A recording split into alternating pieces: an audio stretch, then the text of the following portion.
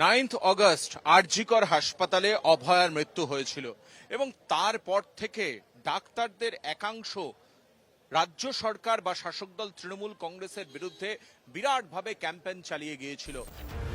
আরজিকর পরবর্তী আবহে চিকিৎসকদের সঙ্গে মেগা বৈঠক করলেন মুখ্যমন্ত্রী মমতা বন্দ্যোপাধ্যায়। আলিপুরের ধনধান্য অডিটোরিয়ামে সোমবারের বৈঠকে একাধিক গুরুত্বপূর্ণ ঘোষণা করলেন মুখ্যমন্ত্রী।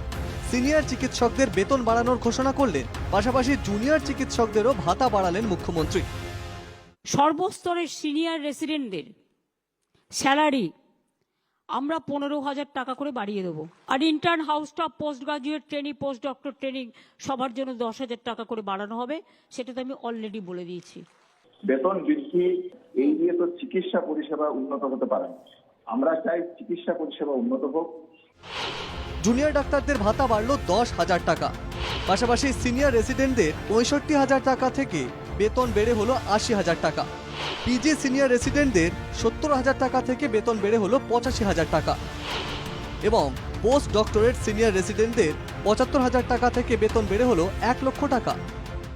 বাংলা একদিন খুব অদূরে নয় স্বাস্থ্যক্ষেত্রে দেশের সেরা স্বাস্থ্য ব্যবস্থা হিসেবে পরিগণিত হবে। যারা বিভিন্ন ক্ষেত্রে আছে, রুরাল থেকে একদম মেডিকেল কলেজ পর্যন্ত প্রত্যেক ডাক্তারদের প্রতিনিধিরা কিন্তু আজকে সকালে এখানে উপস্থিত ছিলেন। গ্রিভেন্স রিড্রেসাল সেলের মাধ্যমে অলরেডি পৌঁছে দেওয়া হয়েছিল।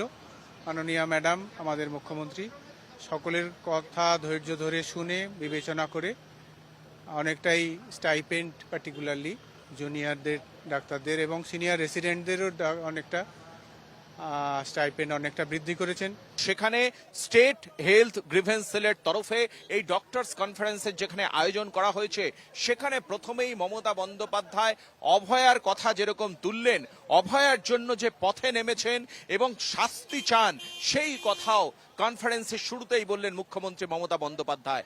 চিকিৎসকদের সিকিউরিটির বিষয়টাও কিন্তু ডিজি রাজীব কুমার এবং সিপি মনোজ ভার্মা দুজকেই বিশেষভাবে দায়িত্ব দিয়েছেন মুখ্যমন্ত্রী মমতা বন্দ্যোপাধ্যায়। মেদিনীপুর মেডিকেলে এবছর 8ই জানুয়ারি এক প্রসূতির মৃত্যু হয়। অভিযোগ ওঠে পশ্চিমবঙ্গ ফার্মাসিউটিক্যালের স্যালাইনের জেরেই মৃত্যু হয় প্রসূতির। এই ঘটনায় সাসপেন্ড হওয়া জুনিয়র চিকিৎসকদের সাসপেনশন প্রত্যাহার করলেন মুখ্যমন্ত্রী। মেদিনীপুরে যে কেসটা হয়েছিল নিশ্চয়ই নেগলিজেন্স ছিল, সেটা তদন্ত হচ্ছে। তদন্ত রিপোর্ট হাতে নেওয়া পর্যন্ত আমি কিছু বলবো না।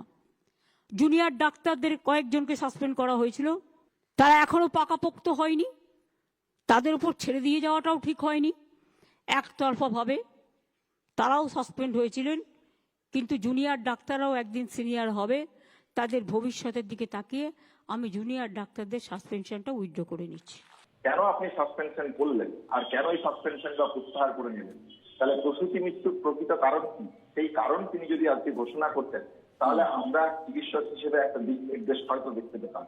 অবশ্যই সাসপেনশন প্রত্যাহার করা খুবই একটা পজিটিভ মুভ, যদিও এটা তো ম্যাটারটা বোধহয় সাবজুডিস আছে। স্টিল এটাই বলবো, খুব পজিটিভ ভাইবস পেলাম এবার। পাশাপাশি চিকিৎসকদের সরকারি হাসপাতালে 8 ঘন্টা ডিউটি করার বার্তা দিলেন মমতা বন্দ্যোপাধ্যায়। প্রাইভেট প্র্যাকটিস করা চিকিৎসকদের জন্য দিলেন সুখবর।